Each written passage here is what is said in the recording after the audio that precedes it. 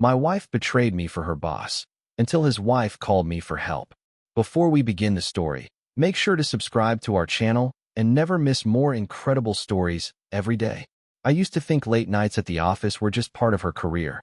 My wife, Anna, had always been ambitious, and I told myself it was a good thing, that she was climbing the ladder, making connections, building a future for us. But the excuses started piling up. The project is behind schedule. He needs me to stay late. It's just drinks with the team. Each phrase had the same hollow tone, rehearsed too perfectly. At first, I ignored it. I wanted to trust her. But then came the changes. Her phone flipped face down at dinner. New perfume I'd never smelled before.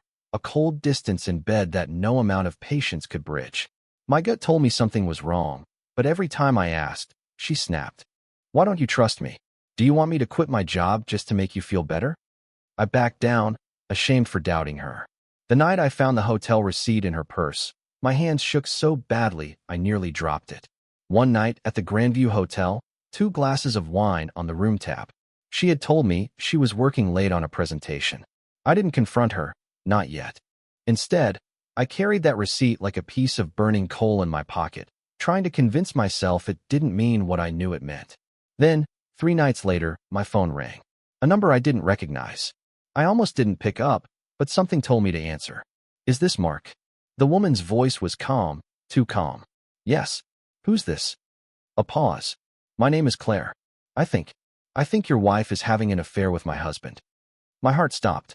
She didn't say his name, but she didn't have to. I knew exactly who her husband was, Anna's boss. The man she was always praising, always working late for, always helping out. I sank into a chair, my chest caving in on itself. Why are you calling me? I whispered. Because, she said, her voice dropping. I don't think this is just an affair. There's more going on than you realize. And if you want the truth, you're going to need my help. Her words cut through me like ice. It wasn't just betrayal. It was something bigger, something I wasn't prepared for. And in that moment, I realized my marriage was more than broken. It was a battlefield I hadn't even known I was standing on. I couldn't sleep after Claire's call. Her voice replayed in my head over and over, every word carrying a weight I couldn't shake. She didn't sound like a woman scorned, frantic, or emotional. She sounded calculated, deliberate, like someone who knew exactly what she was walking into. That terrified me even more. We agreed to meet the next day at a quiet cafe on the other side of town. I got there early, sitting in the corner with my coffee untouched, hands sweating against the ceramic mug. Every time the door opened, my chest tightened. And then she walked in. Claire was poised, elegant, the kind of woman who carried herself like she'd been through hell and learned how to stand taller because of it. She spotted me instantly, slid into the booth across from me, and didn't waste time on pleasantries. I'm not here to commiserate, she said, her eyes sharp. I'm here because you need to know the truth. And because I can't take this anymore. I swallowed hard. The truth about what? About them sleeping together? She leaned forward. Yes, that and more. Do you really think it's just late nights and stolen hotel rooms? My husband, he's reckless. He uses people, manipulates them. Your wife isn't just his lover, Mark. She's his pawn. Her words sliced through me. Pawn. Claire nodded, pulling a manila envelope from her bag and sliding it across the table. My heart pounded as I opened it. Inside were photocopies of emails, printouts of text conversations, even a photo. Anna with him, their bodies too close, their smiles too intimate. But what made my blood run cold wasn't the affair itself. It was the language in those emails. Words like leverage, cover, and agreement. My wife's name tied up in business dealings I didn't understand. What is this? I whispered. It's proof, Claire said flatly. Proof that your wife isn't just betraying you. She's helping him hide things. Illegal things. And if you don't act, you'll be the one left destroyed when it all comes out. The cafe suddenly felt too small, the walls closing in on me. My marriage wasn't just a lie, it was a trap. And sitting across from me was the only person who seemed to know the way out. I drove home after meeting Claire with my knuckles white against the steering wheel, her envelope of evidence burning like a live coal on the seat beside me. My chest was a storm. Anger, fear, confusion, all colliding. For years, I thought my marriage was built on trust, on love. Now I couldn't shake the sickening thought. Had I been nothing more than a fool, a placeholder in my own life? When I walked through the door, Anna was in the kitchen, humming to herself as she stirred a pot on the stove. Domestic perfection. She glanced up, smiling like nothing was wrong. "You're late. Everything okay?" Her voice made my stomach twist. I watched her too closely, her steady hands, her easy smile, the way she leaned just slightly too casually against the counter. I tried to answer, but my throat was dry. "Work ran over," I muttered, forcing myself to sit at the table. She carried on as if my entire world wasn't unraveling. I replayed Claire's words in my head. "Your wife isn't just betraying you. She's his pawn." Anna sat across from me with 2 plates of pasta. "You seem off. Is something wrong?" she asked, tilting her head just enough to look concerned. I almost blurted it all out, about Claire, the emails, the proof, but I stopped myself. Instead, I forced a weak smile. "Just tired." She reached across the table, touching my hand lightly. "You work too hard." The gesture, once comforting, now felt hollow. I stared at her fingers and wondered how many times those same hands had touched him. That night, when she slipped into bed beside me, I couldn't sleep. I lay awake, her slow breaths against my back, while in my mind I saw her with him, smiling, whispering, planning. At 2 a.m., I slipped out of bed and went to the living room. I pulled out the envelope again, spreading the papers across the coffee table. There were too many details for Claire to be lying. Too much precision. Dates, times, hotel bills, all neatly tied together with my wife's name. And then, near the bottom of the pile, I found something that made my blood freeze. An email thread that didn't just talk about meetings and leverage. It mentioned me, by name. I read the line 3 times before I could process it. "Mark won't suspect a thing until it's too late." My hands trembled as I stared at the words glowing under the lamp. "Mark won't suspect a thing until it's too late." Too late for what? The question dug claws into my brain. Betrayal was one thing. An affair, a disgusting act of weakness and lust. But this line carried weight. It was planned, calculated. I wasn't collateral damage. I was a target. I rubbed my face, trying to steady myself. Every detail I had overlooked over the past year began flooding back. Anna's insistence that I let her handle certain bills, her strange smiles after late-night phone calls, the way she had subtly discouraged me from going after a promotion at work, claiming, "It'll just stress you out." Stress me out, or keep me from rising while her boss pulled strings behind the scenes. At dawn, when Anna finally stirred in bed, I sat across from her, watching. "Rough night?" she asked, stretching. "Couldn't sleep," I said flatly. She studied me with her calm, perfect mask. I almost wanted her to break, to flinch, to give herself away, but she didn't. Instead, she leaned over, kissed me on the cheek, and whispered, "Don't worry, everything's fine." Her words rang like a gunshot. Everything's fine. Not anymore. Later that day, I called Claire. My voice cracked when she picked up. "I found something," I said. "That email, it mentioned me. They're planning something." Claire was silent for a moment, then whispered, "I was afraid of that. This isn't just about cheating, Mark. They're building something bigger. And if we don't stop them, you're going to lose more than your marriage." Her voice shook, and I realized this alliance wasn't just about revenge. It was survival. And then, before she hung up, she added one last, chilling line. "Meet me tonight. I'll show you what they've been hiding. But if they know we're working together, we're both in danger." I almost backed out 3 times before I finally left the house. My pulse raced as I drove through the quiet streets, headlights cutting through the dark like blades. Claire had given me an address. Not her house, not anywhere public. It was an old parking lot behind a shuttered diner, the kind of place you'd expect to see in a crime drama. When I pulled in, Claire was already there, leaning against her car. She looked pale, shadows under her eyes, but her expression was sharp. She didn't waste time with pleasantries. "Follow me," she said, sliding into her car. I hesitated, then followed her taillights to a storage unit complex on the edge of town. She punched in a code. The gate rattled open, and we drove inside. When she opened her unit, I felt my stomach twist.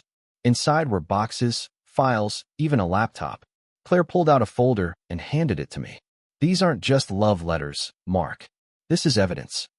I opened the folder and my knees nearly buckled. Contracts, transfer records, wire payments. Some had Anna's signature. Others bore the unmistakable name of her boss. They've been funneling money through shell companies, Claire whispered. And I think your wife has been helping him cover it up. That's why they've been so careful. This isn't just about an affair. They're committing fraud.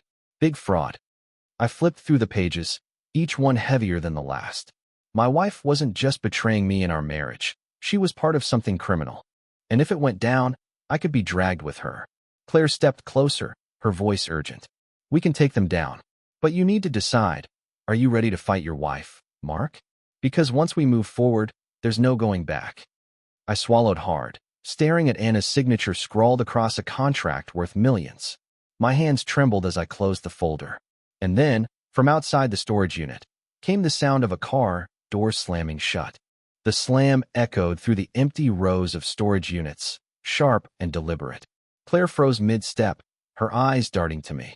We hadn't told anyone we'd be here. My chest tightened as adrenaline surged through my veins. Did you tell anyone to meet us? I whispered. She shook her head, her face pale but her jaw clenched. She grabbed a flashlight from the shelf and killed the main light inside the unit, plunging us into shadows. My heartbeat thundered in my ears. We waited.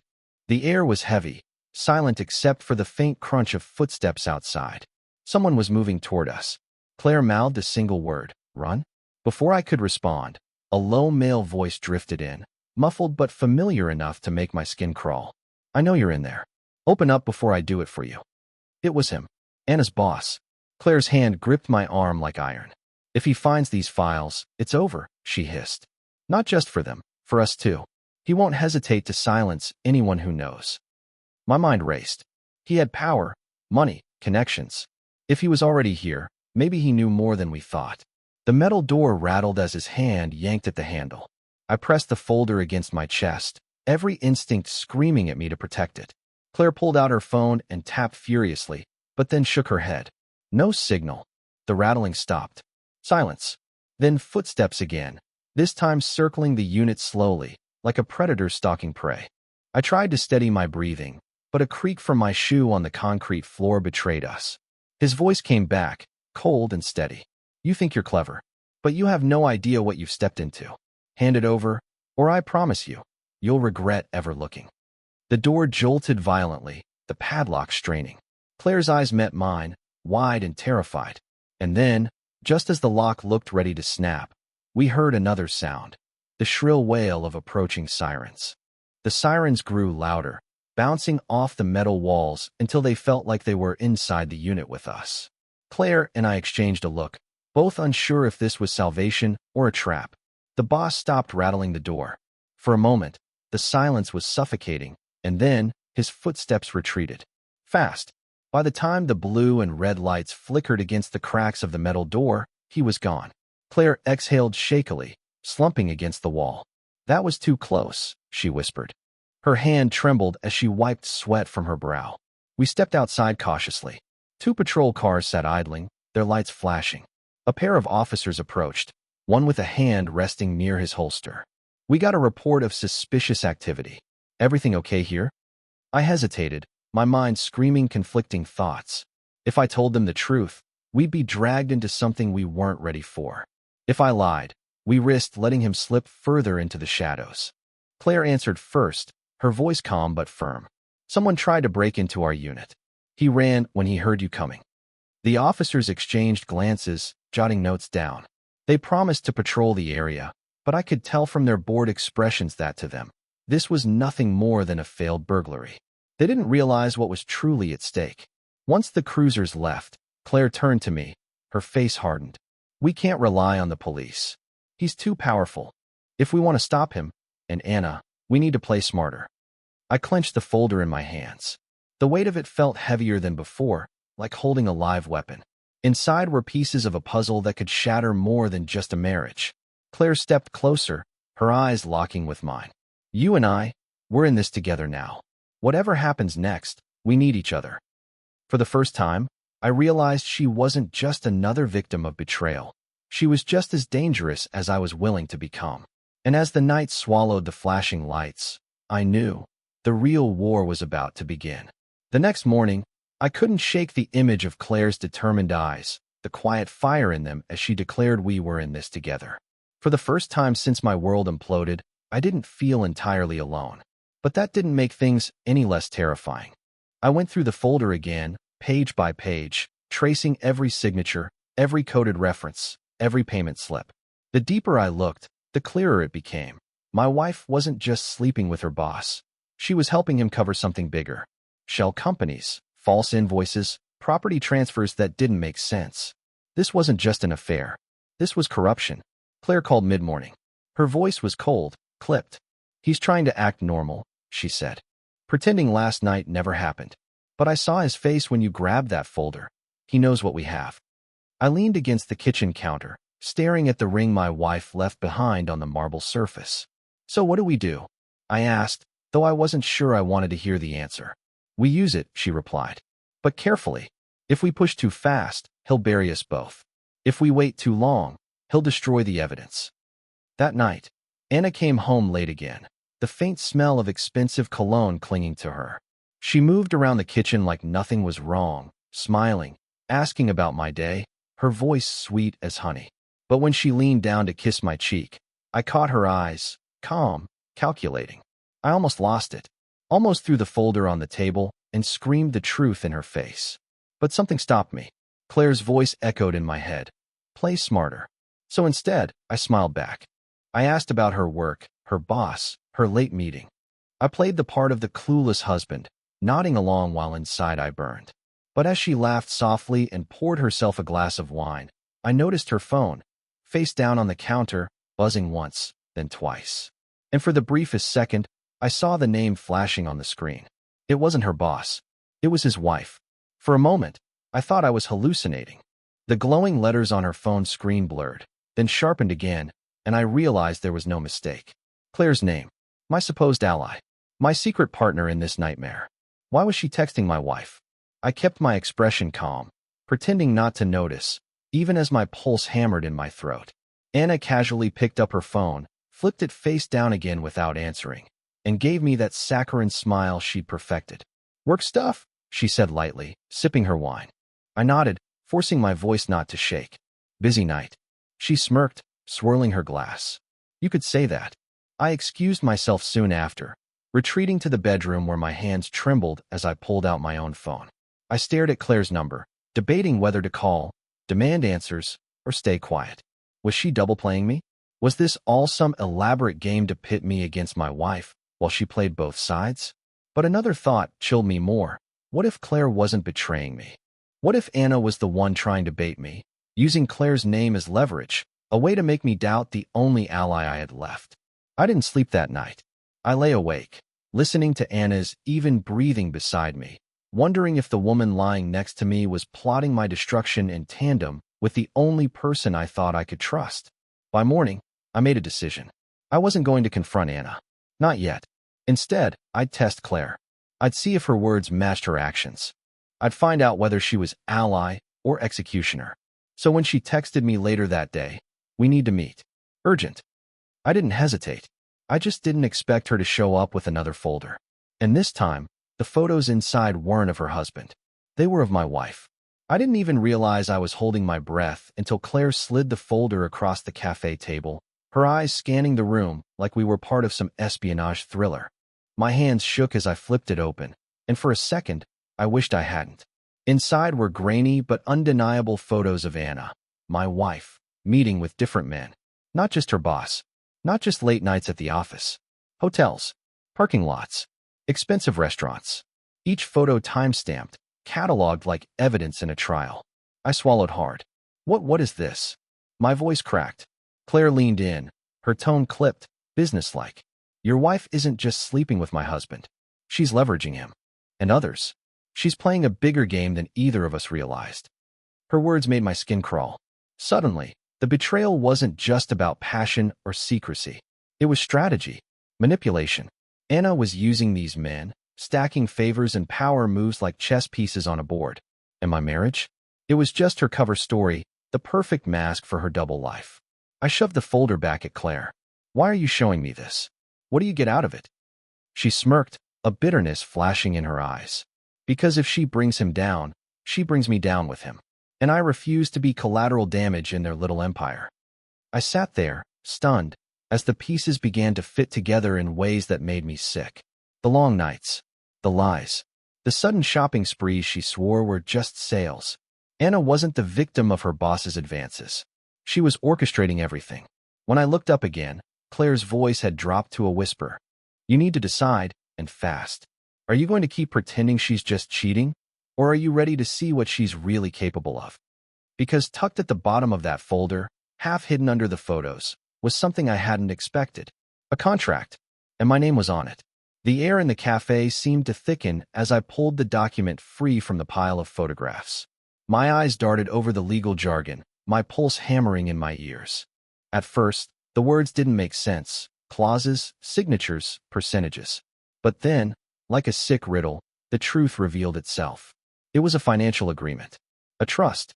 My name was on it as a signatory.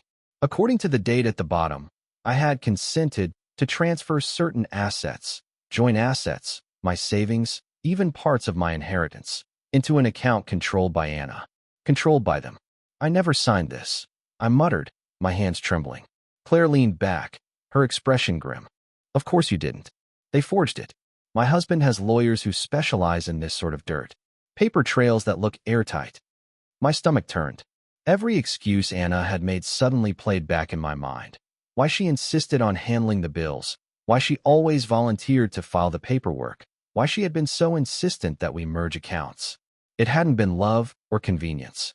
It had been premeditated theft. I slammed the folder shut. If this is real, she's been planning to ruin me for months. Maybe longer. Claire nodded, her lips pressed into a thin line. You're just one of many. She's using him for money and connections, but you? You're her foundation. The respectable husband who makes her look untouchable. Her words sliced deeper than I wanted to admit. To Anna, I hadn't been a partner. I'd been a prop. A piece of the illusion. I wanted to rage, to storm out and confront Anna immediately, but Claire grabbed my wrist. Not yet. If you go at them now, they'll bury you. You need leverage, and I can help you get it. Her eyes were sharp, calculating, and in that moment, I realized I was standing at the edge of a cliff. If I trusted Claire, I might get the truth. If I didn't, Anna would destroy me before I could blink. Then Claire whispered something that froze me in place. Your wife isn't just betraying you. She's setting you up for a crime you didn't commit. Her words crashed over me like cold water. A crime? My head reeled, my breath shallow. I pushed the contract back toward her, shaking my head. What are you talking about? What crime? Claire's voice was low, deliberate. Money laundering. Fraud. My husband has been funneling money through shell companies. And your wife? She's the perfect accomplice. They've been moving assets in your name. If it blows up, and it will, you'll be the fall guy. The room tilted. I gripped the edge of the table, trying to steady myself. No, Anna wouldn't, but the words died on my lips. Of course she would. She'd already forged documents, stolen my signature. What was one more betrayal when the stakes were millions? I could feel bile rising in my throat. The late-night meetings. The sudden trips she couldn't explain. The times she came home smelling like expensive cologne that wasn't mine. She hadn't just been cheating on me with her boss. She had been weaving me into their scheme, painting me as the perfect scapegoat. Claire slid her phone across the table. On the screen was an email chain. My name, my bank account numbers, my supposed approval for transactions I had never seen in my life. Proof.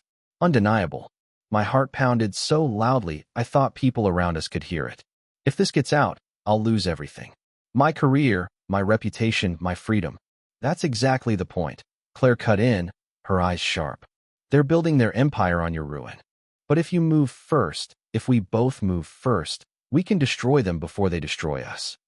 The cafe suddenly felt suffocating, every sound too loud, every shadow too close.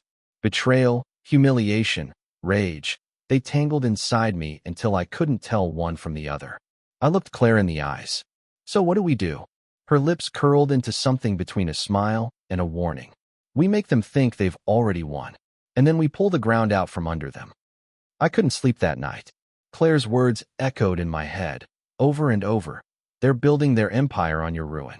Every time I closed my eyes, I saw Anna's face, smiling sweetly at me over dinner, laughing like nothing was wrong, while secretly forging my future into a prison sentence. By dawn, my decision was made. If Claire was right, then we couldn't just confront them outright. That would only make them cover their tracks. We had to let them believe we were blind, let them dig themselves deeper until the hole was too deep to climb out of. The plan started simple.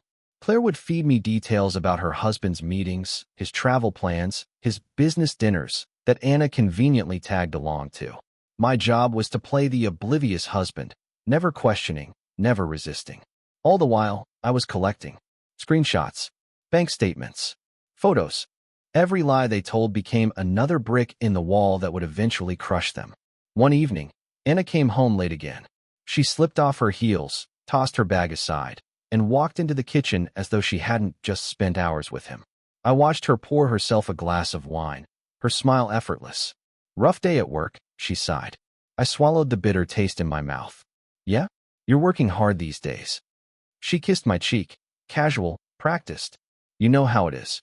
Big projects, long hours." My hands itched to grab her phone, to throw the truth in her face. But instead, I smiled back and said, "Of course. I'm proud of you." The words tasted like ash. Later, when she slept, I unlocked her bag with the spare key I'd had made weeks ago. Inside, I found exactly what I was praying and dreading to see: a flash drive labeled innocuously Q4 reports. When I plugged it into my laptop, my blood ran cold. Dozens of files, transactions, offshore accounts, and my name scattered across them like a death sentence. It was everything Claire had warned me about, proof that Anna and her boss were framing me. But buried inside was something even worse. A document titled Exit Strategy. And under it, my name again, alongside a chilling phrase, collateral disposal. My hands shook as I scrolled through the files, the glow of the laptop painting the room in an eerie blue. Collateral disposal. The words pulsed on the screen like a death sentence. It wasn't just betrayal anymore. It wasn't just humiliation. They were planning to erase me, financially, socially, maybe even physically. I slammed the laptop shut, my heart pounding. For a moment, I couldn't breathe. Every memory of Anna's soft kisses, her whispered promises, her playful laughter, all of it twisted into something monstrous. She hadn't just chosen him over me. She had signed my name onto a blueprint for destruction. The next morning, I met Claire at a quiet cafe outside of town. She slid into the booth across from me, sunglasses on, her face pale but resolute. "You found something, didn't you?" I nodded, pushing the flash drive across the table. "They're setting me up. Accounts in my name. Transactions I've never seen. And worse, they've written me off as collateral." My voice cracked on the word. Claire's lips pressed into a thin line. She didn't look surprised. "I knew it," she whispered. "He's done this before. Not to this scale. But the way he cleans house when people become inconvenient." She trailed off, her hand trembling as she reached for her coffee. I leaned in, my voice sharp. "We can't just sit on this. If we go to the police, they'll spin it. He's powerful. She's convincing. We need to be smart. We need to make them expose themselves." Claire nodded slowly, her eyes hardening. "Then we turn the trap back on them. But we have to be careful. If they even suspect we know." She didn't finish the thought. She didn't have to. That night, when I came home, Anna was waiting for me. She smiled, radiant, holding a folder in her hands. "I have something for you," she said sweetly. I forced a smile, even as dread coiled in my stomach. She opened the folder and slid it across the table. "It's a business opportunity. In your name. All you have to do is sign." And there it was. My death warrant, wrapped in neat corporate language, waiting for my signature. I stared at the folder on the table, my pulse echoing in my ears. Every fiber of me wanted to rip the papers apart, to scream at her, to demand the truth. But I couldn't. Not yet. She needed me to sign without hesitation, and that was exactly how I would beat her. I leaned back, forcing my hand to stop trembling. "Looks official," I said casually, flipping through the pages. Contracts. Shell companies. Investment accounts. Every line meticulously designed to tie me to financial crimes I hadn't committed. "You've been working hard." Anna smiled, her eyes glittering with something colder than affection. "All for us," she said. "This deal will set us free. You just need to trust me." Trust. The word felt poisonous on her lips. I signed my name in the air with my finger, rehearsing the motion, but kept the pen capped. "I'll go over it tonight," I said softly. "This is too important to rush." Her smile faltered for the briefest second, then returned. "Of course. I knew you'd take it seriously. When she left the room, I grabbed my phone and messaged Claire, "It's happening. Papers in my name. Need witnesses." We spent the next 2 days building the trap. Claire had contacts, a lawyer, a financial analyst, even a journalist hungry for blood. All we had to do was let Anna and her boss tighten the noose, then step aside before they kicked the chair out from under me. The night of the confrontation came faster than I expected. Claire and I sat in her car, engine off, watching the glow of the restaurant where Anna and her boss were meeting. Inside that briefcase, I knew, was the contract with my forged signature. Claire placed her hand on mine. "Once this starts, there's no going back." I met her gaze, my voice steel.